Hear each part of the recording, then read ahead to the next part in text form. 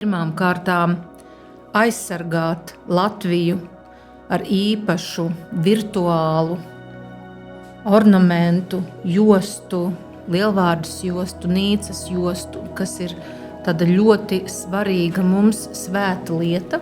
Un tā pagātne mums stāsta arī par to, ka mums ir jādodas uz priekšu, ja, lai turpinātu šo jostu. Ja. Mēs neredzam nākotni tik labi, ja, kā cilvēki, ja, bet mēs redzam diezgan labi pagātni, un mēs redzam diezgan labi šodien, kas šodien notiek. Ja. Jo zīme ir sēkla, zīme ir kā plūmes vai ķirša kodoliņš. Un šo kodoliņu atverot, atverot garenvirzienā veidojas josta, ko mēs pazīstam kā lielvārdas jostu. Labdien, mīļie draugi! Tā ir sanāca, ka mēs tagad pārstāvam Māras tīklu. Mēs esam Māras tīkls. Mēs esam Māras tīkls, Žanete, Armands un Daumans, un ir pagājis apmēram pusgads, ja varbūt mazliet vairāk, kopš šī ideja nāca no iekšienes uz āru, un tagad viņi ir kristalizējusies, un mēs esam nodibinājuši Māras tīklu. Un mūsu sapratne un definīcija, kas ir un formulējums, kas ir Māras tīkls, katram no mums ir mainījies, un katru dienu mēs varam pateikt savu definīciju, jo mēs neesam dogmatiski. Un tāpēc mēs šodien nolēmām ierakstīt šo improvizēto pasākumu, un tāpēc vēršamies pie dāmas, Žanete, Māras tīkls. Kas esi tu, Žanete, un Māras tīkls? Daumant, nav tiesa, ka mēs esam tikušies tikai šogad.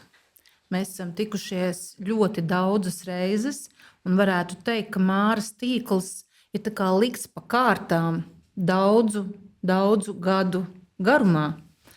Un man ir bijusi tā izredzētība, es teiktu, 9 gadus, gandrīz reizi nedēļā, ceturtdienās, runāt ar Imanu Ziedoni. Un šajā draudzības laikā mēs ļoti, ļoti daudz runājām, kas ir Latvija, kāpēc Latvija, Latvija man, identitāte, latviskums, Latvijas 10 skaistākās vietas, Latvijas 7 gudrie cilvēki. Un tā es varētu runāt, un atceries, ka mēs ar tevi kopā bijām pie Imanta Ziedoņa neilgi pirms viņa aiziešanas mūžībā, un viņš mums uzticēja uzdevumu. Uzdevums salīdzinoši vienkāršs un reizē arī ļoti komplicēts un sarežģīts. Pirmām kārtām aizsargāt Latviju ar īpašu virtuālu ornamentu, jostu, lielvārdas jostu, Nīcas jostu, kas ir tāda ļoti svarīga mums svēta lieta. Un otrām kārtām attīstīt dižgaru vietas, dižvietas, dižkokus, tā, lai Latvija būtu skaista. Jo Ziedonis ir teicis, Latvija ir brīnums skaista zeme, bet skaistajam ir jāpalīdz parādīties. Un tas ir tas, ko mēs darīsim. Mēs palīdzēsim skaistajiem parādīties. Tādu es redzu savu misiju. Un, jā. Paldies, Žanete. Vēršamies pie Armanda. Armand, kāds ir tavs šodienas redzējums? Kas ir Māras tīkls? Kas esam mēs šajā Māras tīklā un kur mēs ar to virzamies?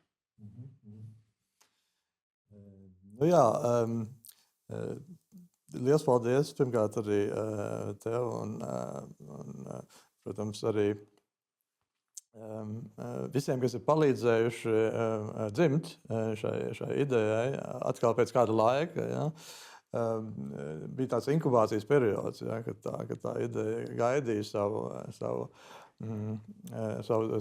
dzimšanu, ja, un tagad zvaigznes ir sastājušās vietās. Ja, tā izskatās. Ja, un, mēs, protams, varam runāt par pagātni, ja, kad mēs redzam to kā jostu, ja, kas ir salikusies pareizi. Un tā pagātne mums stāsta arī par to, ka mums ir jādodas uz priekšu, ja, lai turpinātu šo jostu. Ja? Mēs neredzam nākotni tik labi, ja? Kā cilvēki, ja? Bet mēs redzam diezgan labi pagātni, un mēs redzam diezgan labi šodien, kas šodien notiek. Vai ne? Bet runājot par plāniem un tā, man šķiet, ka Māras tīkls ļaujot viņam apaugt ar tādu tā kā kultūras slāni, tā kā mēs pašlaik to darām, un aicinot cilvēkus un grupas nākt ar savām idejām, ja, un piedalīties. Ja, tāds atvērtums, ja, tas atvērtuma moments. Man šķiet, ka tieši šī kvalitāte, ja, ir tā, kas to Māras tīklu padara nākotnes spējīgu. Ja. Tas nozīmē, ka tieši tāda atvērtība ir jāsaglabā. Un pirmkārt ir tas arī, ka ir izveidota tāda struktūra, ja, virtuāla struktūra, ko, teiksim, tādi haosa teorētiķi saka, izveidojiet to, ja, un tad tas radīsies fiziski, būtiski pats no sevis. Ja. Izveidojiet struktūru, ja, un es nesaku, ka jums nekas vairs nebūs jādara, ja, bet tāpat ir jāpaliek tā teikt, pie bumbas, kā saka vācieši, vai ne, un jāturpina sarunas un jāturpina darboties un strukturēt lietas. Bet sākumā jārada struktūra. Ja, un tā struktūra ir burtiski radīta. Ja, respektīvi, katrs internetā var pieslēgties un izmantot šo resursu. Ja. Tas ir tā kā koordinācijas resurs tāds. Ja. Tas ir tā kā komunikācijas resurs. Ja. Tas tā kā ir gatavs. Ja? Tur pat daudz vairs neko man šķiet, ka mēs nevaram izdarīt. Ja? Tas ir gatavs. Bet tagad piepildot to ar saturu, ja? Tiekoties šajās dienās, ja? vai jau šorīt, ja? Teiksim, pat runājot ar politiķiem, ir tā, ka pat mums neviena nebija tā šausmīgi jāpārliecina par kaut ko. Ja? Tas ir kā nāk pats no sevis. Ja? Tas ir diezgan labi saprotams. Un ja, arī tās dažādās grupas, ja, ko mēs tagad satiekam, ja, kas varētu būt droši vien daudz visādi lietas, par kurām mums nebūtu, kaut kāda kopīga līnija. Bet šī ir kopīga līnija. Ja. Tā ir tāda līnija, kas ir saprotama, jo Dižgars, ja, viņš saka lietas ne no šīs pasaules. Ja. Viņam nav sakara ar šo pasauli, ja, tādā ziņā, teiksim, ka ir kaut kāda noteikuma. Ja. Viņam ir tā šaha figūra, ja, kas neeksistē, ar kuru viņš dara to gājienu. Ja. Un tas ir ļoti precīzs gājiens, un tas ir tāds, kas iedod milzīgu impulsu, ja, tādu līdz bezgalībai. Ja. Tu nezini, kur mēs aiziesim beigās. Ja. Bet ir svarīgi vienkārši turpināt šo ceļu. Paldies, Armand. Buša kungs, padod man to zīmi, lūdzu. Kas man ir Māras tīkls un kas ir zīmes kods? Nāk prātā tāda doma, ka 2000. gadā Modris Tensons, Armands Strasts, savienībā un ar daudziem Latvijas kultūras cilvēkiem radīja šo te pirmo zīmes koda versiju. Un 2000. gadā bija situācija, ka mūsu Latvijas dižgars Vaira Vīķa Freiberga neformāli, neoficiāli svētīja šo zīmes kodu un Māras tīkla parādīšanos, izveidojot savu zīmi.